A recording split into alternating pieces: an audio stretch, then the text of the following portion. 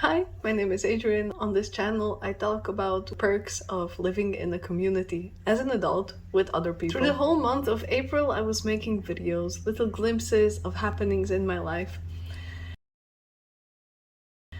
And as I was looking back on the videos, I was thinking, what is the general theme of month April for me? I realized there are several types of distraction. The first distraction that happened at the very beginning of the month was a inevitable distraction of me moving to another room in this house. In general, I typically love moving. I have moved dozens of times and usually I really enjoy it. I enjoy the fresh energy it brings. And I enjoyed the creative process of feeling the room and figuring out how I want to feel, how I want the setup to be.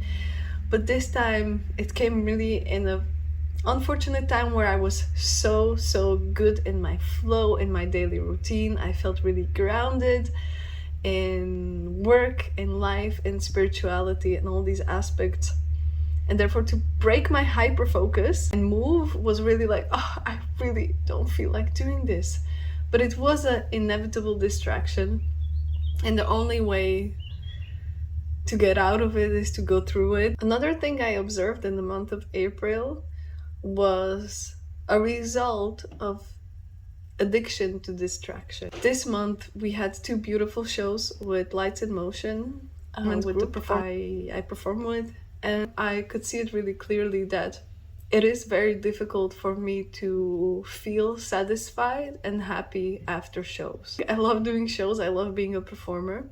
And for me to not feel satisfied after shows, partially it can be due to perfectionism, but I don't think I'm really a perfectionist person.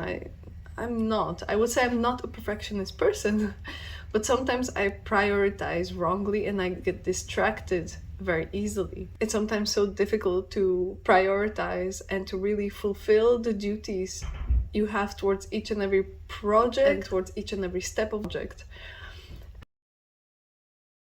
And this month I couldn't really see it like, oh, performing is my main source of income. It is something I was working towards for so many years, yet I do not put as much effort into training, into skill development, into developing all the tools I need. Why don't I do this? It would make me feel so much better after every show. Just do it, Adrian. Just do it. And you will feel better. Another type of distraction I noticed in the month of April was a welcome distraction. A distraction called party. Party is important. Party is good for us. We had this piano laying in our house that was taking up space, and it was for free for one reason, because it was broken beyond repair. We had a tuner come in and he said, well, it's around 3,000 euros to fix this, to make it playable.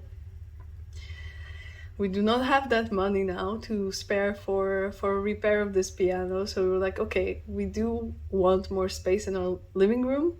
So I proposed to burn it and to have a little party around it.